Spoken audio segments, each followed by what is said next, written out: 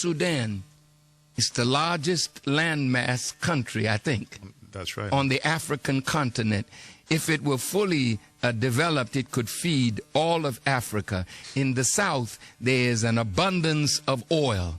And if you remember in Nigeria, in the eastern part of Nigeria, they wanted to break that part off years ago and call it Biafra.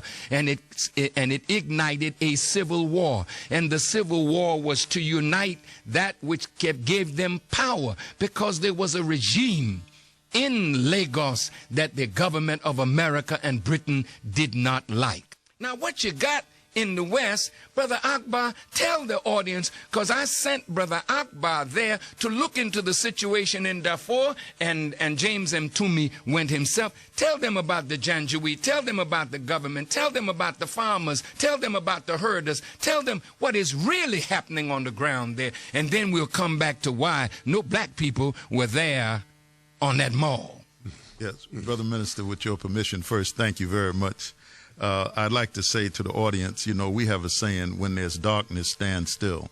And most black people in America did not participate because the cloud that was around it that they really didn't understand. And then they were not invited in mass. They tried to get some to come.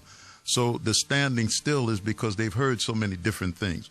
One of the things I want to start off where the minister left off at, when that peace accord was signed in the South, immediately this conflict broke out in the West. Now, until the last 5 days, most people in America knew nothing about the rebel group that started all of this. They had a peace accord in Abuja. The Sudanese government said that they would sign. The rebels first resisted. Bush sent the Deputy Secretary of State there to force the rebels. Now, how could you force the rebels to sign unless you got some clout with them, or were you supplying them with money and weapons and so forth, and you told them that this is what you have to do at that time? But the tragedy is that if you look at the government in Khartoum, now, whenever we look at the world and you talk about a government, Brother Minister, if you talked about Iraq during the time of Saddam Hussein, they'd show his picture. If you talked about Syria, they would show Assad. If you talked about Saudi Arabia today, they would show King Abdullah. If you talk about Egypt, they would show Mubarak. They've talked about the Sudan, but if I asked an audience across this country, what does the president of the Sudan look like?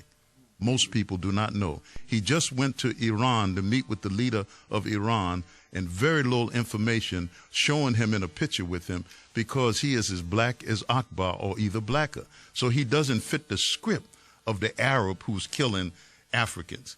Last week, the Washington Post published the 5 facts about Darfur. One of them on there that was blaring, and Mtumi, you can bear witness to this, is that all of the people are black. So if you talk about Arabs killing Africans, and told me you went into a room when you were there. I went into the same room, and the man said, would the Arab tribe leaders stand up, that include the ones that are called Janjaweed? And when they stood up, they were all black. He said, now will the African tribes stand up? And they were all black. And so everybody, we looked at each other, because the picture in America is that these white Arabs are killing Africans. And the brother said clearly, what makes them the Arabs, they only speak Arabic, and they're herders, or you would call nomads. They do herding. What makes them Africans is they speak an African language and Arabic. They're all Muslims, and so they've had this clash for 500 years. This conflict with the rebels exacerbated it, because the government did go in and form a militia. And this militia was not to make people suffer in murder and rape, but it was to root out the rebels who had taken shelter among the villagers and the people. And this picture is not seen in America. Yeah, that's a good